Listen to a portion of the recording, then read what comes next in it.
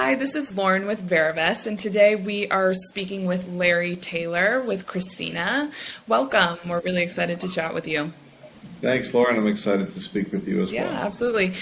So let's just hop right into our conversation. I'd love to know how you ended up where you are today and give us a little bit of your origin story.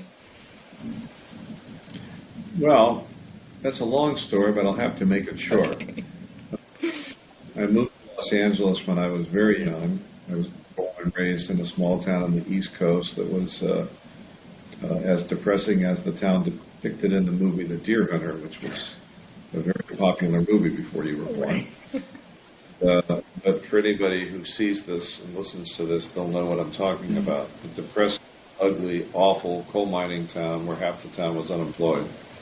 And thankfully, my parents, may they rest in peace, decided to set out for new land, just like the stagecoaches coming across the country during the gold rush. We got on our 1960 baby blue Rambler, drove across country, and lo and behold, my eyes opened up and I saw blue skies and palm trees and girls in bikinis, and I got excited. But this was either I had died and gone to heaven, or I was the luckiest person on the planet.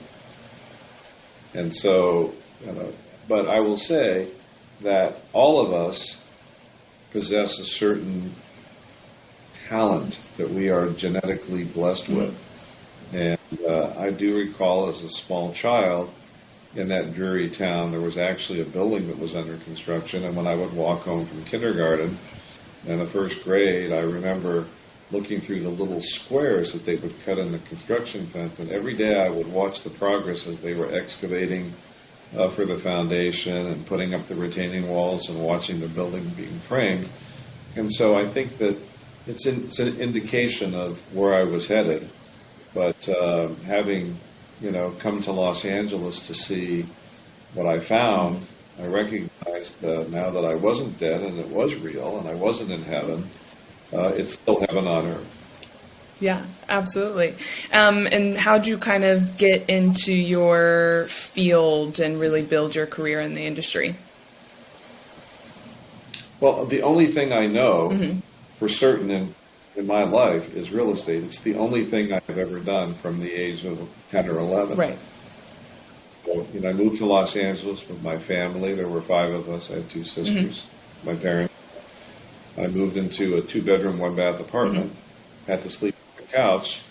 When I looked around me and I saw all these other people living in single-family homes with swimming pools and driveways and front yards, and I had never lived with like 10 other people. And when I grew up in Uniontown, Pennsylvania, people that lived like that were living in the projects. I mean, that was as bad as it could get. So I was bound and determined to get the hell out of there. And so I got in the yellow pages and found a real estate broker and called him up and said, I need to find a house. And so I started touring with a real estate broker, and I was explaining why I felt we needed a house. I needed a bathroom for myself, because if you've ever had to wait for girls to get out of the bathroom, you'll know you're going to pee your pants before you get in. So as we were driving around this particular area, which is now known as the Grove, Los Angeles, for Caruso's project, but in those days it was the farmer's market. And we looked in that area, and we're looking for houses, and this is fellow's no longer with us, unfortunately, it's been so many years, but said, well, why would you buy a house when you can buy an apartment building and live in it? And I go, I'm trying to get out of an apartment building. What are you talking about? Now, keep in mind, I'm around 10 or 11 years old, but because I was 3 and I was fairly mature, I think I was that tall at that time, but I was tall and mature because in the when I grew up, you either matured quickly or you were knifed. So, I was a pretty tough guy, and I carried myself well. And he said, "Look, you don't understand. You're living in a crappy old apartment building, but there's buildings out there that people build, and they create an owner's unit where you can live in a building and then collect rent from the rest of the tenants." And this was foreign to me. I said, "What kind of owner's unit?" And he said, "Well, 3 bedrooms and 3 bathrooms." And then I go, "Whoa!" And then you collect rent from the other people? He says, "Yes." And I said, "Well, how do you buy something like that?" He says, "Well, you make a down payment and you borrow the rest, and then you collect the rents from the tenants, and then they pay off your mortgage, and then you live for free. I went, geez, I knew I was in heaven, but this is like amazing. Mm-hmm. And that was really the start. My first entry into investment grade real estate was certainly before I became a teenager. Mm-hmm. And I proceeded to do exactly that. And but you can understand as a young but interesting concept for an entrepreneurial thinking person, the idea that you can buy real estate, get a bank to give you the money to buy the real estate, and then get people to pay rent, which you can use to pay off your mortgage. Wouldn't you like to borrow money and have the other person pay for it? So I was hooked. Yeah, absolutely. It sounds like you caught the bug pretty young, at a young age. Yeah. So I'd love to hear just kind of how you source deal flow and what your acquisition strategy is. Well, our acquisition strategy has never changed. Mm-hmm. You only buy great real estate from people that need to sell. Right. Because nobody that owns great real estate is ever interested in selling anything. Mm-hmm. So you need to find people who are desperate. Bankruptcy, divorce, partnership dispute, or death. Mm-hmm. So my wife in the morning reads the sports section, and I read the obituary. She gets excited when the Lakers win, and I get excited when somebody that owns great real estate dies. That's great. That's a great strategy. And what would you say? True. Yeah, it's great. It's kind of opposite, too, because usually it would be the husband reading the sports section and the wife reading kind of the obituaries or lifestyle section. I know, but my wife knows more about sports than I do. I'm more interested in what real estate I can buy. I love that. And what would you say? And you need that to be able to afford those Laker tickets. Right, absolutely. Yes, absolutely. Now, I know that you are located in LA, but what would you say are the key markets that you operate in and why? Well, I'm going to think about that. The question is, it's never even crossed my mind to be anywhere else. Mm-hmm. The year-round climate in Los Angeles is the best year-round climate in the country. Right. Some of the best year-round climate in the world. Also, Los Angeles is the hub of technology, entertainment, aerospace. Is the greatest, most busiest port. Right. For trading with Asia, and everything possibly in the world going for it, and it has more millionaires per capita than more billionaires and millionaires right. than any place else in the world. Yeah. So think about that, but when people don't really understand Los Angeles is the greater Los Angeles. We call it the West Side region of Los Angeles. Mm-hmm. There are multiple cities within that region. Right. Beverly Hills is on the west side of Los Angeles. Santa Monica is in the west side of Los Angeles. West Hollywood is in the west side of Los Angeles. Malibu's in the west side of Los Angeles. Marina del Rey is in the west side of Los Angeles. These are all separate municipalities. Right. Marina del Rey is part of unincorporated LA County. So what people understand is Los Angeles, as compared to other major cities that have a central city core, and everything radiates out from the core, thinking New York City with its 5 boroughs, that you live in the outer boroughs, but everybody's got to come into Manhattan because that's where the heart is pumping. Right. Here we have multiple hearts. And so clearly, for anybody that understands it, and for those that don't understand it, okay, the West Side region is the highest concentration of wealth, prosperity, and long-term value, where people who want to live in Los Angeles move. Therefore, demand never ceases and supply can never increase. That's the formula for winning in real estate. Buy great real estate in this region and don't do anything else, you'll be fine. Yeah, absolutely. There's nothing else to talk about. That's great. Yeah, definitely the west side of LA is idyllic for sure. So definitely agree with you. What would you say is your investment philosophy? How do you determine whether a deal is worth doing or not? Well, I already told you, if there's not a discount to value at the time of purchase, it's not worth buying. Right. So our strategy has always been, we need to buy great real estate in great locations that's income producing or investment grade, at least percent below market. Right. Which means the day that we close, it has to be worth at least 20% more. Yeah. Okay? Now, that's just basically, there's no other reason.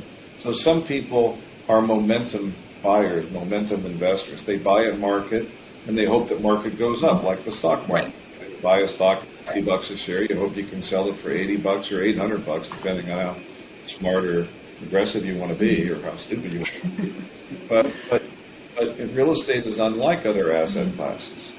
Real estate offers far more greater benefits, incentives, and financial returns than other classes. That's the only asset class that's primed by the U.S. government, other than oil and gas, where you have all these benefits for owning real estate long term. Right. And so, from that perspective, because it's long term, because it is cyclical, just because you for 20% less, you can't predict a 100-year pandemic. Yeah. So if you bought at 20% less in February of 2020, and in March of 2020 you hit the pandemic and your real estate went down by 50%, aren't you glad you at least got a 20% bump? Right. Now, it'll back probably, it always does. Nobody knows when or how and what shape. So our philosophy is very, very simple. Buy great real estate. It's always event-driven. The last 25 properties we bought were all event-driven. Right. They've always been event-driven. And buy it at a discount. And then from there, you're on your own. We like properties that have multiple exit strategies. Most people don't know what that means. Usually you buy a property, you buy it, you operate it, you fix it up, you put it in toilets, plant the grass, put in some flowers, add a bathroom. I don't know what people do. But, there's these buzzwords that are used in real estate, like value add. We believe in value add. We believe in value bought. Right. Okay? But a lot of times we'll look at a property and say, gee, that's a nice apartment building, but it would really be a better hotel. Or we'll look at a hotel and say, that's a great hotel. It sure would make a better condominium. Yeah. Or look at an office building or a retail building and say, gee, why don't we just tear that thing down and build what we can build? Because we could build 3 times more than what's there. But in the meantime, let's depreciate it, get the cash flow off of it, get it entitled, and maybe somebody will buy it from us at a premium because we've now taken something that was valued at $10 million, by way of example. We bought an apartment building that was valued as $10 million as an apartment building. We depreciated it, generated $4 million in losses, generated $2 million in income during the holding period, and got it in for a senior citizen housing project and sold the land for $21 million.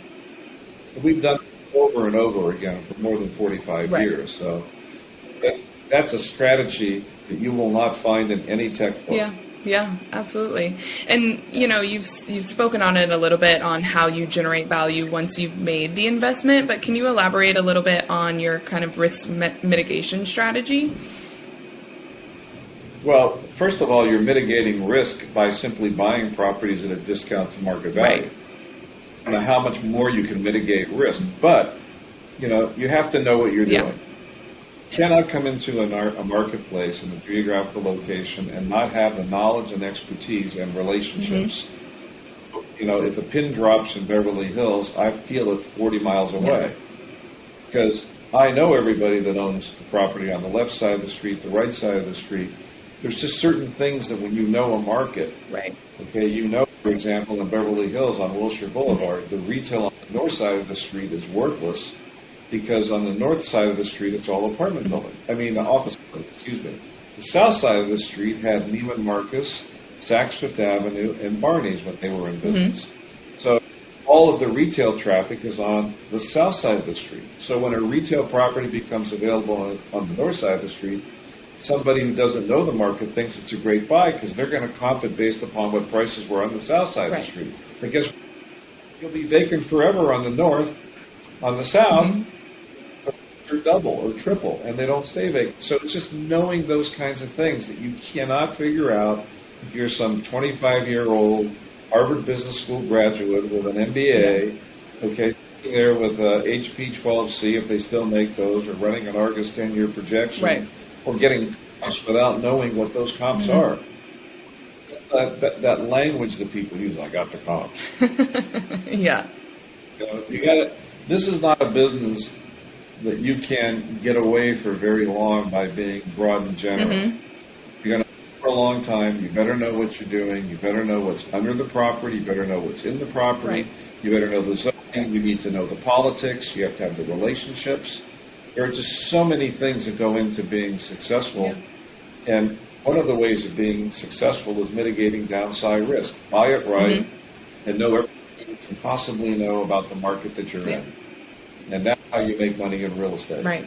Absolutely. Well, Larry, And get lucky. Yeah, I know that's a big component of it for sure. And it seems like you've been able to really get lucky along the years, but yeah. So far, so Right. good. Well, thank you so much for talking about Christina and kind of explaining your experience with us. It's been a pleasure to speak with you today. Likewise, Lauren. Thank you as well. Take care and have a good evening. Thank you. You too.